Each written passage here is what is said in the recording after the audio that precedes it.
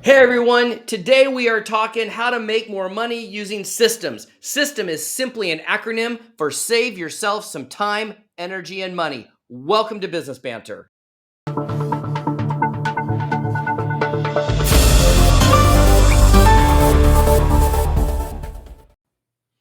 Hey everybody, welcome to another episode of Business Banter with my co-host Caren Glasser. I am Casey Eberhart. Caren, good morning, good afternoon. How the heck are you? I am doing so awesome. As you like to say, it ought to be a sin. I know. I just realized how hyper I just came into this whole thing. And the reason I'm so hyper today in particular is our special guest today is a friend of both you and I. However, the topic today is something that is so relevant in so many businesses that I'm just jazzed and fired up. I am too, because Vanessa Hunter is the bomb. She is the bomb. So, shall we bring her in? Yeah, so let's bring in Vanessa Hunter. She is our very, very special guest today. She is it's funny because she is not only is she a close personal friend of Caren and I's, but she is also so sought after as a consultant, as a trainer, as a amazing person that walks into businesses and sets systems and processes into place. She's literally one of the best in the world. So, Vanessa, I'm so happy you're here. I'm so glad that we can we could wedge ourselves into your busy schedule. So, welcome to the party. Thank you. It is a pleasure to be here. I'm excited to be here with both of you. We've got a great topic today. We're going to be talking about systems. And, systems in businesses are, if you don't have systems in business, you don't have a business, I think. I don't know how you feel, but you have to have systems. If you don't have systems, you won't have a business, right? Better put, yes. Yeah.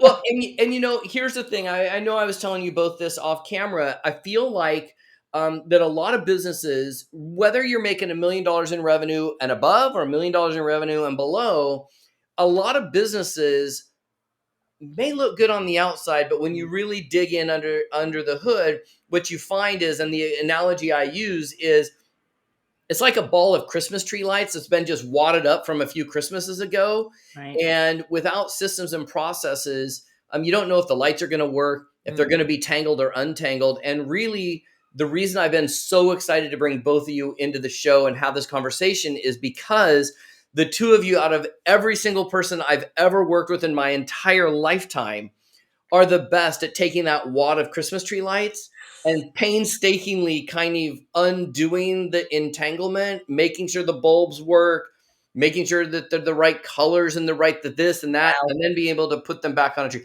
And by the way, this is hilarious because Vanessa, as you may or may not know, if you have ever heard of Vanessa Hunter, she literally has like 77 Christmas trees in her house at the holidays. So I'm sure this analogy is perfect for you, Vanessa, in terms of understanding this. It is. And I'm going to use that analogy to explain something. It's so funny that you're saying that because we haven't had this conversation, but you know me well in terms of my love of Christmas and decorating and parties and that type of thing. And so I have always stored my vast Christmas collection a certain way. I've always First off, it's in a 40,000 square foot warehouse that's climate controlled. I do need a storage unit for it, but it's not in a 40-foot warehouse. But the fact of the matter is I have far too many Christmas decorations, but it's okay.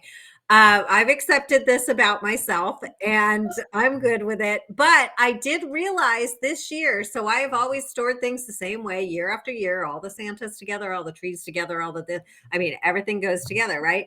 This year I switched it up. And the reason I switched it up is it wasn't working for me. So what was happening is if I put all the Santas together and all the Christmas trees together and all the wreaths together, that's all great. I know where they all are. But the problem is now I have to get into every single storage tub when I want to gather things of one theme. I'm all about themes.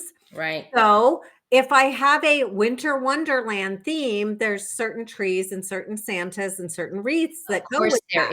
Of course there is. Right? I don't know why you're saying it like that, Caren, because if we were looking at like menorahs and things like I that, know, it'd be the you same would be thing. the Of same course way. there is. You would And be I'm the guy same that way. just goes to Target every year and buys lights and chucks the other ones in the trash. Because you forgot you had them. Because you had no system in place, Casey Eberhart. Yeah. Yes. Exactly. Keep But going. my point being, the system has to work for you, Yes, it right? does. And so if the system doesn't work for you, like last year when I realized that I was sending my husband to storage, and he's like, which tub do you want? And I was like, oh, I need something out of tub 1, 2, 3, and 8. And then I realized my system's not really working. So I redid everything this year, and it does take time and it does take energy and it does take a little forethought. Right. I now have everything. If I dropped off the earth tomorrow, my family would know exactly what decorations are going up on Christmas because they're all labeled for this year. I love that. I Well- love that. Because that's, I mean, that is like gets down to the very basics of having a system, right? And Yes. and having things like that with the Yes. whole thing about Christmas trees and things like that. But it obviously we're going to be talking about business with this as well. And I like to liken this to Trello boards. You know, you can set up Trello boards in many, many, many different ways to the point that people just like their head is exploding and say, I Yeah. can't do Trello boards. And I think, Vanessa, you would probably agree that the reason they don't do Trello boards for the same reason that they didn't systemize it the way it should have been, Yes. the way their brain thinks. Yes. When people say, how should I set up my Trello board? I go, well, let's talk about how your brain works so Yeah. that we can set it up the way your brain works. Would you agree? I would agree 100%. And that's mostly why people fail at things is because they're adopting somebody else's system rather than developing their own based on the way they think. Just Exactly. as in my Christmas illustration, that's the way I think. Right. You know, when we apply that to business, and I had to work this out for myself in the business world, in terms of even the way I take notes, like something super basic like that. And I was taking notes, and I do it depending on what my topic is and who I'm talking to. And I was finding myself going down this path of not really being able to find what I was talking about until I digitized everything. Even though I'm a paper and pen girl, I digitized everything and decided to take notes on a computer separate from my computer. But now I can search them, I can categorize them, I can move things into different categories, I can duplicate them. But that's just a very, very, very basic example of the things that we do every single day that we end up spending so much time, wasting so much time, either looking for something that we can't find because we didn't put it in the right category in the first place, or trying to figure out how to do something that we've done before. Exactly. Well, let me push in on this for a second because this is really interesting. So, you know, one of the things that Caren and I are committed to is to kind of sometimes take cliches that everybody throws out and bring them into the show, but really like do a deep dive into what it actually means. And one of the things that Caren said before we started today was, you know, we really want to focus on spending time on working smarter, not harder. And that's something that I hear all the time. And with my own mastermind clients, I sometimes say it, but I don't think a lot of people really understand what it means on a practical level. So let me give an example. You changed up the system in how you put your decorations away. Some businesses might be looking at how they put systems in place of getting social media content created, or how they're getting weekly KPI reports, or how we're pulling data from different components of the dashboard to put into a report, how we're getting a newsletter out. Yeah. But I think what happens, and I can say this from my own personal experience, is when somebody says work smarter, not harder, I only see the harder part because the change of what's doing is so big that it's hard, I think, to see sometimes on the other side of, like, the difficulty in your example was taking everything out of tubs, repacking all the tubs, relabeling it, putting all those systems together. So it was probably a pain in the ass. It was. Up now, but next year you'll see the benefit of that. And the year after, and the year after, and the year after, and the year after. And it's going to save me. And I had to keep reminding myself, because in the middle of the chaos, and that is the key, you got to pull it all out. You got to be willing to roll up your sleeves and get your hands dirty and make it a mess before you put it all together the way you want it. Right. And so the time I reminded myself several times during that process, I'm making my life easier. I'm making my life easier. This is going to be easier in the long run. In the middle of it, when I've got things all around me, yeah, I just wanted to throw up my arms and give up for a second. So let's dive in a little bit deeper into like a business application of Yeah. this. So you both are very, very good at walking into a business and looking at things kind of high level, and then pulling it back, and I don't know if rebuilding is, or like, what's your process? Do you kind of assess where businesses are, and then you're trying to find like, do they have standard operating procedures? Do they have daily methods of operations? What, like, Do they know what a standard operating procedure is? I mean, that is, let's get down to the foundation. Most people, when you say SOP, I can only imagine what they think we're saying. I don't know what they think, but I know most of them don't, because I've Right. used it many, many times and said, okay, what's our SOP for this or that? Right. And people are like deer in the And headlights. Vanessa, what the light bulb goes on when they realize what a SOP is, a standard operating procedure is, what that does for their business when they write it down. It means that they can literally walk away and let somebody else look at that standard operating procedure, and they know what you mean. They know what, that kind of thing. And I love that. But most people, Casey, when well, you hear standard, let me give you an example. I'll give you a great example. So standard operating procedures are written instructions for different tasks that are inside of the business, and they can go anywhere from HR down to marketing, correct. right? So here's the pushback I'll give both of you, which I'm sure you hear from businesses all the time. And that is, if you don't have standard operating procedures, my first recommendation is that you start putting them into place immediately, because it does save time on the back end. But here's what I have found in my own experience in the companies that I own, the companies that I run, the companies that I consult and advise. There's usually pushback when somebody says, oh man, if I have to write everything down that I'm doing, am I writing myself out of a job? That's what I was just going to say. Job security, right? If nobody else knows how to do it, they're never going to get rid of me. That Going is, back to Caren and I's conversation before she hit the record button today. yeah. How about reframing that? How about framing that up that you're bringing so much value in other ways that they would never consider getting rid of you, because you've now written their whole SOP book, or you've documented all these things. The standard operating procedures are so important for so many reasons. One, once you have things down on paper, the actual way that you do things, to your point, Casey, you can now go on vacation, right? You can now take a day off. You can now go and do things. And literally, and I've done this before, hand a book to somebody and say, just follow this and you're good to go. And I have done that, like in real practical life, in a business situation where I had to go and have surgery. And I've taken my book of SOPs and said, here you go. If I don't come out of it, you still know what to do. If I do come out of it, I'll meet you on page 23. Like that's how it is. And that's how important it is to have those as a business. Like if you don't have that in place as a business, and lots of small businesses don't, because or as they're ramping up, how many times have you guys heard, well, that's the way we've always done it? Right. Well, and if there's not a procedure, then there's just literally a fly by the seat of your pants. Yes. And you're setting up failure. You're setting Because up that's the way we've always done it. So Right. why do we need to write it down? We all know what we're doing. We've always done it this way. And when you bring somebody new in, they don't know what you've been doing all along. Yeah. So standard operating procedures are the way to go, whether you like it or not. And it does take work. It does take work. And when I first started doing them, I was fascinated with the fact that the minutia of it, Yes. of like, you do this first, and then you do this, and then you do that and that. And it was like, I would even find myself saying, well, of course, you're going to do that, No. but you don't.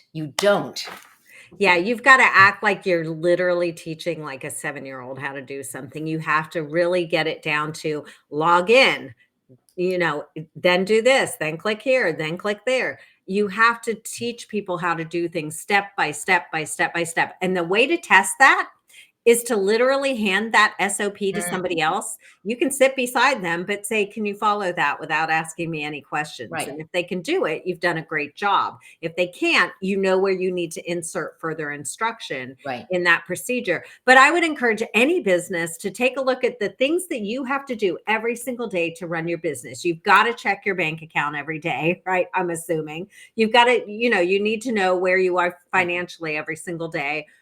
For some businesses, that happens more frequently, like a restaurant, for example, is going to check their business multiple times a day, a retail operation multiple times a day. But how do you do that? And what do you do? And what are we measuring? And what does that look like? So that's it on a daily basis. What do you have to do? What does it take to run your business? What does it take to open if you're a brick and mortar, what does it take to open the doors in the morning? Right. If you're an online business, what does it take? What do we have to know that happened the night before? All of these little things that come naturally to some people, and you don't really think about what you're doing as you're doing it, but you've got to stop yourself and check yourself. And the best way, again, to do that is try and explain it to somebody else.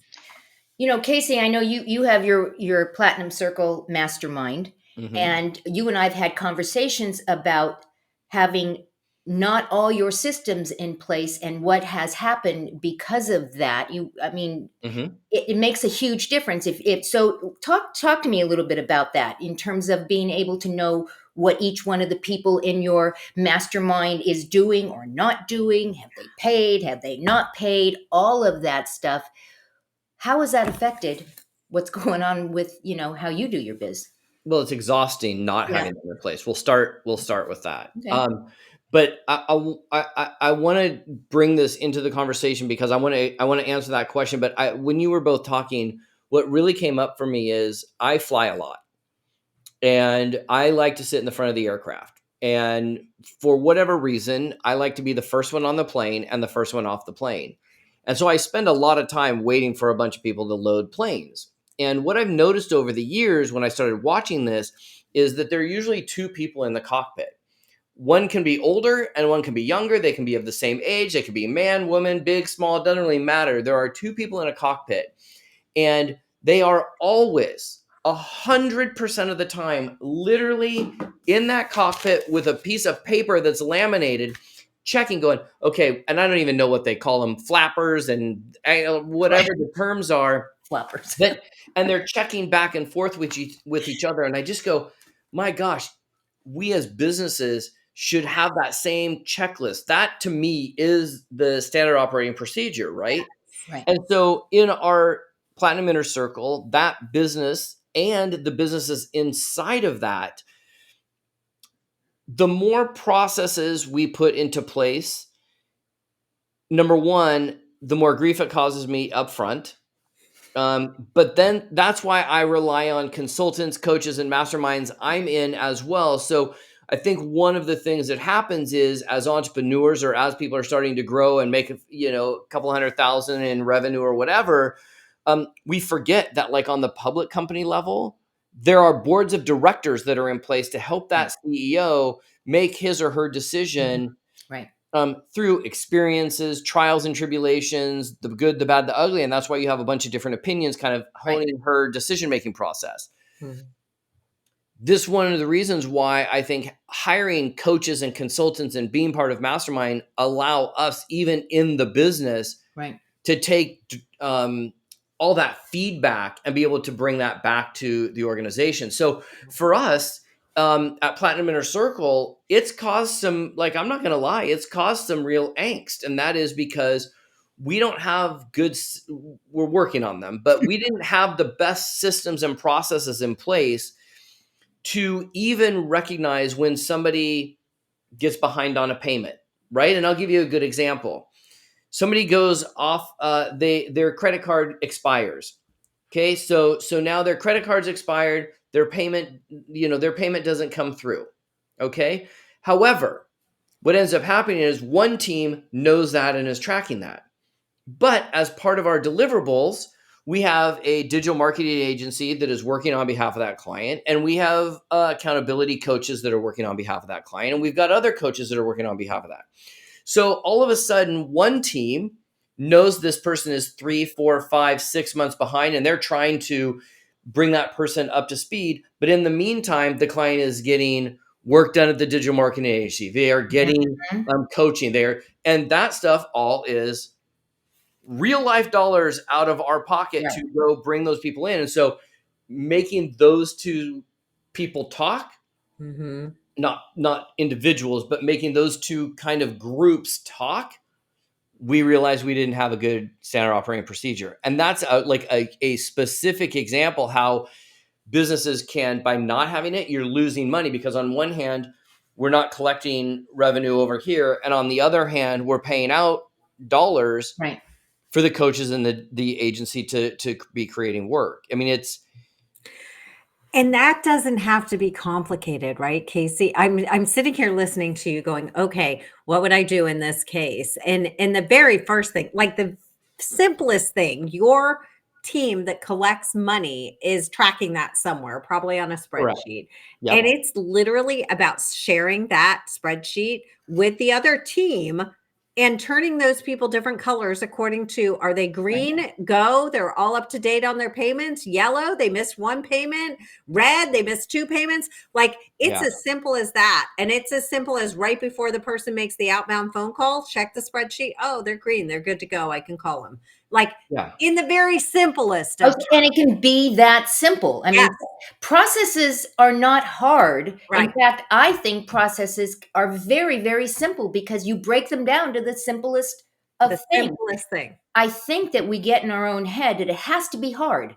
And when we don't start with them, and then you go several years into it, then it becomes, oh my gosh, how am I going to do this? I have to go back. I have to start from scratch.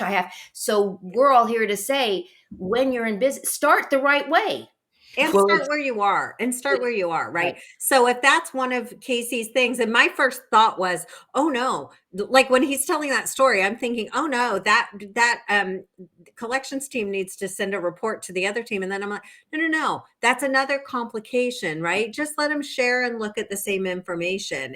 There's no top secret thing, but that's where people overthink things. And they're like, oh, we have to have a report for this and a report for that. No, you don't. You just need the information to get to the people. So if you can figure out the easiest way from point A to point B, what is the easiest way to get that? The most transparent way, the way that everyone will be on the same page all the time. That's your answer. And then the process really becomes that everyone on all the different teams knows that the process is that it's sitting over there. And that part of their process is they need to check it daily or weekly or monthly. Again, not rocket science. I mean, as we're saying it, we're all going, of course that makes sense. Well, it's really interesting because while both of you were talking, I was just going back to scenarios in my past where what you're talking about is so relevant. So I used to manage an amusement park, and when we would take a till out and some 17-year-old kid would go get money out of the money room and go open a cash register at the food stand or the cotton candy stand or the Midway Games area or the ticket counter, there was literally a checklist that they had to check off it and sign, and that got put in. It's like, did you count the money? Right? Like if the money room gives you $400 and it's 5 10s, 5 20s, 100, like we make them count it out. The other place that really comes into play was as a kid, I couldn't talk about how much I love this more than anything, is I used to work at McDonald's. Loved it. I was a 16-year-old kid. It was awesome. But I will tell you that everything you did in the 4 walls of that shop was on some checklist somewhere. I mean, to the point where there were pictures on how to get the maximum number of dishes in the tray that goes in the dishwasher to make it more efficient because it saved water. How the French fries get stacked in frozen trays so that I know the upper left tray is the one that's been in air longer than the bottom right. I'm just sitting here thinking, I'm blown away. Like if you ever need an example of why you do this, McDonald's has literally handed over a multi-billion-dollar corporation to 17-year-olds. Yes. Wow. because they have the right processes in place, right? Because they have the right systems in place. And in addition to, but when that 17-year-old walks in the door, they have a full onboarding process. So the kid Right. knows what they're doing. Mhm. Here's where you clock in, here's what you wear, here's where you do your timesheet, here's the whole thing. And then you report to your supervisor, and then you're going to do this. Every single thing. And at the end of the shift, here's how you clock out. Here's what you do with this. Here's what, all of those things are in place. And so that one thing that creates though for the employee is great confidence. Right. Because as long as they follow the checklist, they don't mess up. If they don't follow the checklist, there's another problem that needs to be addressed. But as long as they can follow the checklist, which when you have a secure employee, you have a more efficient business, right? You have someone who's secure in doing what they're doing, so they do it much faster, and then it's more efficient. Well, I'm always asked, how do I produce so many podcasts all at the same time? Checklists and processes.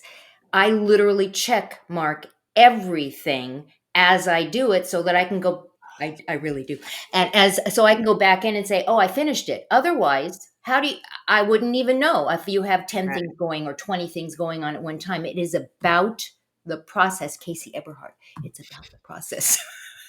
But Caren, I would venture to guess that even though you've done hundreds of podcasts, you're still following your checklist. I am still following my checklist because I'm older and I don't always remember from my memory. It used to be, even though I followed the checklist, I knew what I was doing. Now, I follow my checklist because I want to make sure I do it the way I expect myself to deliver. And I also want to make sure that I do everything that I'm supposed to do between the before show and during show and after show and way, way, way after show. I mean, those all have processes and it makes it work.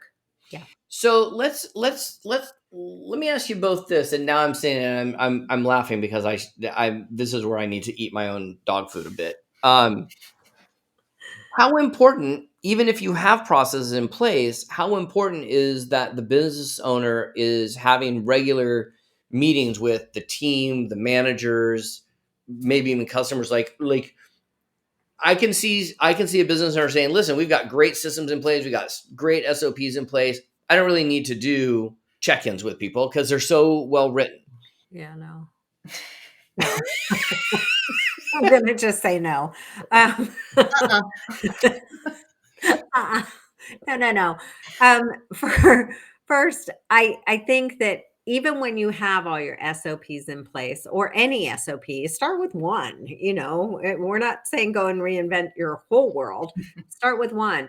But it is really, really important to reevaluate those on a regular basis. And so even things that I put in place, in fact, I just changed something yesterday. I put things in place and then it may not serve me in the future. Like something that was perfect last year, now I'm on to something else and I need to add something to the process, right? So I want to tweak it a little bit. So I think it's incredibly important. But processes, systems, all of this makes you more efficient, but that doesn't take the place of human relationships and communication. And the people that work with you or for you are following the processes. They may discover in their doing what they're doing and come to a meeting and saying, I'm thinking that we might want to look at this and do it maybe a little bit differently because I'm noticing X, Y, and Z. So it could be, I don't know how you feel about Vanessa, but sometimes things change because of the people that are actually following your processes. And maybe might be a better way to do process 2. Yes. And the key is also, as a business owner, Casey, you're not the one writing the SOPs. It's the people doing the stuff, right? So the people opening the business in the morning, the people closing it down at night. If you try to write SOPs for other people that are actually doing the work, it's a lesson in futility. Like it will never work out. I always ask people, okay, do you have a process for this? Like the guy that does collections that I work with, the guy that does collections, and there are plenty of them. He has this. And so I can go in at any time And I can see exactly what his process is. He's checked with this person, he's followed up, he sent an email, he sent a phone number. This is just a checklist for him. This is just Right. yes, yes, yes, yes, yes. We have attempted to contact this person on these occasions, and now we're doing this. This is the type of thing. But I couldn't come up with that. If I came up with that, that doesn't, first of all, it's not really empowering to him Right. at all. And he's the one doing the work. But the second part of that is he is going to figure out a way to automate as much as possible to make his job easier, right? He'll figure that out and try to automate as much as possible. Whereas I would just be like doing the steps, not thinking about saving myself time because I'm not the one that has to do it. I recall you and I putting some SOPs together for a prior business that we were actually both involved with. Actually, all three of us, but we were both involved from an administrative aspect of it. And I recall doing the SOPs and me thinking it was totally clear exactly everything, because in my head I was doing it, and you saying, no, well, what about this and what about that? And so I might suggest that if you are starting your SOP processes or processing, that you might want to sit with somebody, that's in your business, that's actually doing the thing, and say, does this make sense? Mm-hmm. Yeah. Well, I think this is really awesome. So Caren, so here's what I think some business owners and managers that are listening are going to be thinking. Caren has a podcast production company and agency. She's producing hundreds of podcasts. She sits at the top of this. Why would she need to do her own checklist for her own business if she's the one running? Now she's got an entire team, but I think I want to use this as an example. Like, if you are a entrepreneur that your business doesn't have a lot of teammates, it doesn't have a lot of things that are outsourced, why is it important to have a checklist or a process written out for yourself if you know what the heck it is you're doing from top to bottom? Because there are a lot of things in everything that I do, and if I don't do the checklist, I am bound to miss something. I'm going to miss something. And I want everything to be consistent in the work that I put out. And that is my guarantee, my 100% guarantee, that if I follow my own checklist, it will be exactly me that is being put out there. If I miss even just one thing, I run the risk that it's not going to look like me. And I know you're probably listening out there going, who has the time for this? I don't have the time for this. I don't have the time. Well, you got to make time. And you don't have to make it difficult. You can start very, very small and just pick one thing that you're doing right now and say, how can I make a standard operating procedure just for this? Try it out. Try it out. And once you start doing it, I guarantee you're going to say, oh my gosh, I just made my life 100 times easier. Mm-hmm. Right? Yeah. A little bit of effort on the front end will save you so much time and effort on the back end, for sure. That's why I say work smarter, not harder. And Casey, yes, we talked about, and even at this show, what does that mean exactly? Working smarter than harder is not doing 10 times the thing that you could have just done once and done it with an SOP. Yeah. It's that kind of thing. It's all about putting systems in place that allow you to do it smart and not do it hard. I mean, we're going to have shows moving forward of tools and things that we can show you and teach you and engage you with how to be smarter with the stuff that you're doing. But in this case, in terms of procedures, work smart. Don't keep reinventing the wheel every time you do it. Once you got it down, write it down. Yeah. And these, I think I can't remember which one of you just said this, but I think it's really important for people to understand is that sometimes it's only about having another person to check in with to see it. And I was sitting here thinking of another fantastic example. So I am a co-owner in a digital marketing agency, right? And in our agency, I called my business partner on the phone. This is just literally last week. And he was saying, I'm so frustrated in trying to do all these collections. And I said, well, what do you mean? He says, well, we're cranking out content and cranking out work, landing pages and websites and strategies and all of this stuff. And then we're sending invoices, and then, we're not getting paid. And I said, whoa, hang on a second. I said, what are you talking about?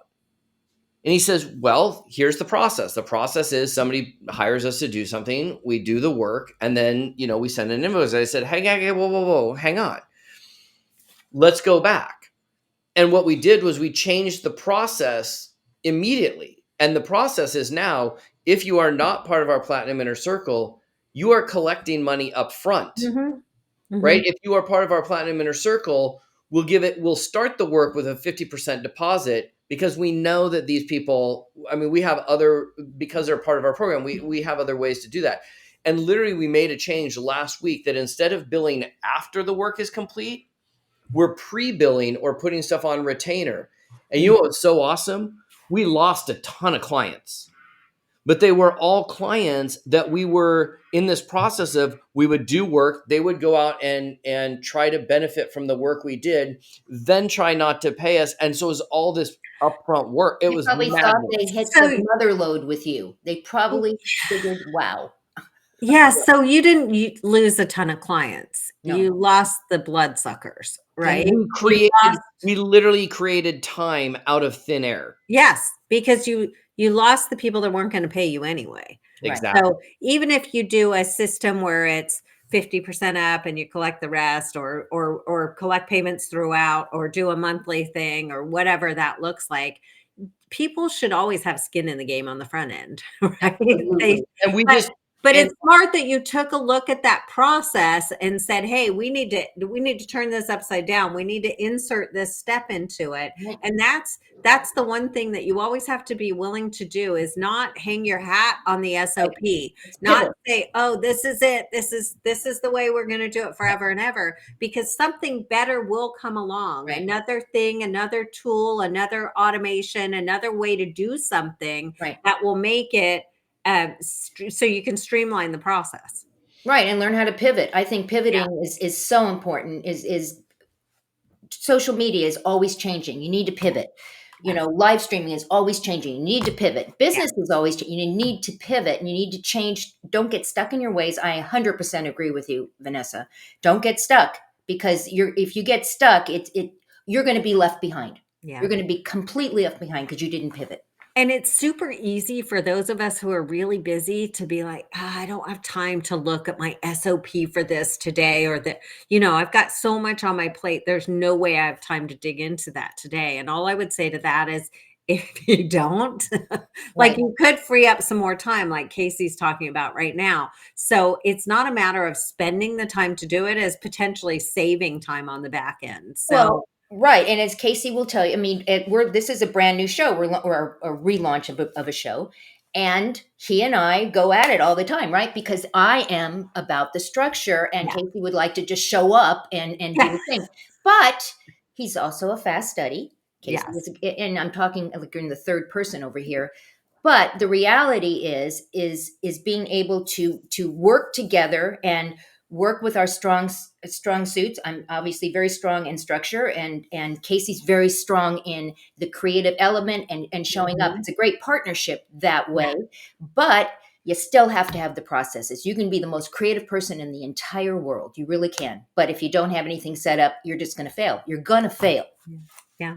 It's Vanessa, you did something once that I found absolutely fascinating. I'm fascinated by you all the time because of what you've created and what you've done for businesses. But are you fascinated by me too? I'm beyond. We're both. Okay, I just wanted to make sure. Okay, go ahead. But this is a really good specific example. So Vanessa came in to be a consultant for a network marketing business. For those of you that are aware, network marketing is the MLM, home-based business, direct sale, whatever you want to call it. But they had a field of sales reps, essentially, that numbered in the tens of thousands. And the company pre-V, so, PV, pre-Vanessa, was trying to have all of those tens of thousands of people do things one way and one way only. And it really only spoke to one personality type. And what Vanessa really brought in when she sort of untangled that web of Christmas lights and then sort of figured out which bulbs worked better was going in and going, okay, we're still going to get to the end game, but we have to put in things like contests for the people that like contests. We have to put money incentives in for the people that are driven by money. We have to do Vanessa, both of you have done this, in the company that we were all a part of, but Vanessa, I saw you do it. Obviously, the companies I'm talking about. Mhm. How does that increase sales or profitability down the track? So that, let's just rewind a second. So when we're talking about processes and SOPs and things like that, there are certain element of people that are just tuning us out. They don't have time for it. Casey's a classic example of somebody who just doesn't think processes are important until you prove that they are, right? That If is you can correct. prove that they are to Casey, then he'll listen, right? So a lot of people are probably listening going, this doesn't apply to me. But here's the thing, if you can find a way to simplify the things that you're doing and to motivate the people that are supposed to be doing the things that you need to get done. So driving sales, for example, if you can figure out how to speak to the different people in the different ways that they're rewarded, and I think of it more of a sales love language, if you will, like Yeah. the way Casey feels appreciated is probably different than the way I feel appreciated, probably different than the way you feel appreciated, Caren. So if you can figure that out from a sales point of view of like, these people are go-getters. Like you always have your go-getters, the people that love the contest, that will Right. do anything for the t-shirt. They don't care if it's a financial reward. They just want their names in lights, right? They just want to win. They want winner next to their name. So you've got to speak to that, to those people. Speak to the people who are all about the stats and they need the check boxes and they need something to do every single day. And if they do it every single day, they get a gold star for that. And so if you can speak to the different people in the different areas, then you have a winning combination. And that's what we tried to do, Casey, I think with the company that you're referring to, is speak to the different styles of people. And you can do that internally with your business as well when you learn the different styles. And this is one thing I did right. And I often do this right when I come in with or consult with a company is, what is your love language? What's your appreciation language? How do you feel? Like, is it words of affirmation? Is it me telling you, Casey, you're a rock star? Or is it me sending you flowers that say you're a rock star? What is it that you need that you'll feel appreciated? And if you can figure that out internally and externally, you've just won the lottery. Agreed. So let me ask this, and we'll kind of start to bring this a little bit down here. I know that we have a lot of business owners that are doing big businesses watching, but I also know that there are solopreneurs and micropreneurs that are on here. They're hearing all this and they're saying, yeah, maybe we've got coaches on here, right? Coaches are a great example where we espouse all this and give people amazing advice, and then we don't take it for ourselves, Yeah. right? And I'm just thinking, literally, I had a conversation yesterday, literally less than 24 hours ago, with a client who is taking on a consulting project, and one of his indicators that is going to reward him with a bonus on at the end of the year. And I'll throw numbers because I can leave him and the deal out of it. But his job as a consultant is to retain mastermind members in a mastermind. Mm. And if he does it and he hits his KPI, his key performance indicator, at the end of the year, he gets a $30,000 bonus. Okay. So I said to him, listen, that's $2,500 a month. Why don't we take $500 a month of that and put in things that we can do to help automate and systematize and make some of these people in the mastermind feel amazing, right? So we're going to start using direct mail and some small gifts to speak to those people. And it was when I said, like, if you're looking at $2,500 a month as a bonus, spend 500 to make 2,000. It's still a 400% increase on your money. Right. And your job on the retention end will be so much smarter. And he literally, you would have thought that I had just like created Bitcoin and sold it to him for a penny. Right? So can you just talk to me about how sometimes, or how entrepreneurs sometimes we get in our own head and we're really good about going, oh, this is what you should do, this is what you should do, this is what you should do. How do we get over that mindset piece, or what can we do to overcome that? Well, I think a lot of times, Casey, people think, especially business owners, it's hard for them. They don't think anyone knows their business better than they do. Bingo. Yeah. And they're right to some extent. Nobody cares about their business more than they do. That's for sure. But they also are so blind by being in the thick of it that they cannot see the forest for the trees, right? They cannot see the very things that could help them move forward in their business. And so I think that the wise business owner is the one that brings in somebody and says, "Hey, take a look at this. Can you make any suggestions?" And my sister and I laugh all the time about this, as a matter of fact, because we think we can run a business pretty much better than anybody. Well, you kind of can between the But two of you. but you can, I mean, so No, the two of you no, plus I know. Vanessa's And I sister is don't like, mean that. I don't mean that in an ego way at all. But we always have a little something to say about the way people little are something, doing things. something. Yep. And it's super. And that's another point I want to make. It's very, very, very easy to Monday morning quarterback somebody else's work. Exactly. It is very easy. It's the easiest form of contributing. It's the simplest, lowest bar of contribution is to go and criticize something somebody else is doing. Yeah. So that's not what it's about. That shouldn't be what it's about. It should be about going in and helping them refine the process and get themselves to a place where they're actually enjoying more free time, enjoying doing their business again. Because let's face it, a lot of entrepreneurs get into business doing something they love, like the poor lady that loves to bake cookies and now she opens a cookie shop and now she's running the cookie shop but running a business and doing all the banking and doing all the things she doesn't love to do.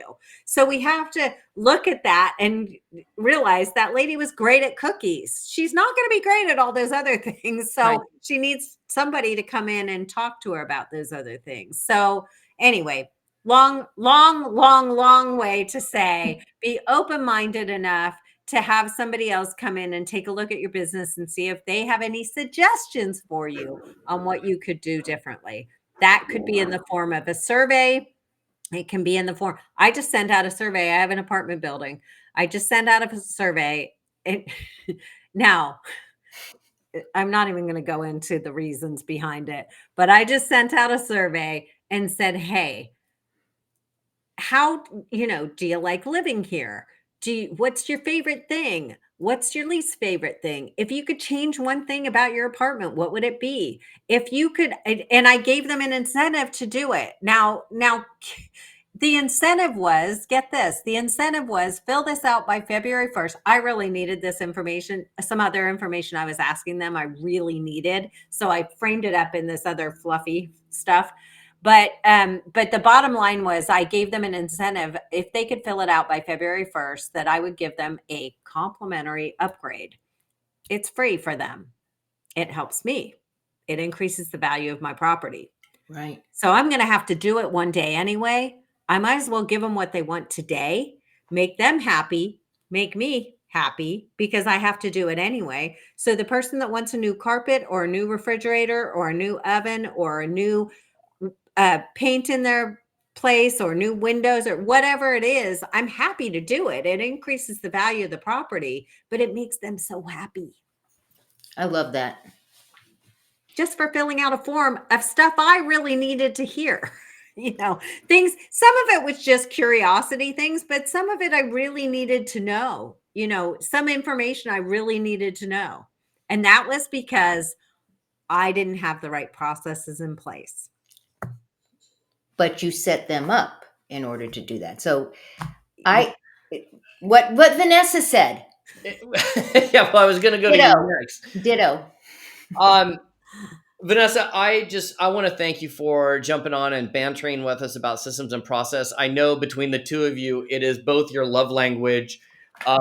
And so this has been really enlightening. And so first off, I just want to say thank you for being our guest on Business Banter. Oh my gosh, my pleasure. And don't forget to follow Vanessa. Yeah, so we'll drop all of Vanessa's information, how you guys can connect up with her in the show notes and the description below.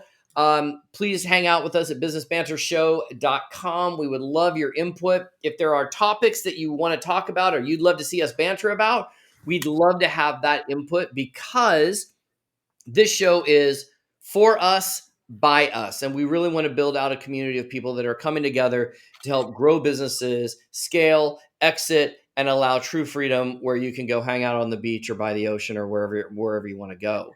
I got to tell you, I have to say to both of you, thank you personally, because in my head, while you were both talking, I came up with a whole new process that's going to allow us so much more efficiency. And just literally, like, just thinking about like having a list of customers that everybody has access to, and everybody can turn them red, yellow, or green with a note of why that person is a red, yellow, or green, so that everybody on the team can see why. Maybe it's they are on vacation for 6 months. Yeah. Maybe they are. So Great anyway. nugget. Great nugget. Vanessa, thank you. Thank you. We Oh my appreciate you. goodness. Thank you guys. I could talk about this type of thing all day long. This is the easy stuff, right? We'll have you back. You'll come back and we will continue the conversation. Thank you both for everything you do. I think this is incredibly valuable. You guys have the tough conversations that other people aren't willing to have. And so I think that's a real value to the business world. Thank you. See you later, everyone. Hey, bye everyone. We'll see you on the next episode. Go out there, add a standard operating procedure, or at the very least, go back and evaluate what you already do have, because it will help you save time and make more money in the long run. So until next time, guys, have an awesome day. Now go give somebody else an even better day. Bye-bye.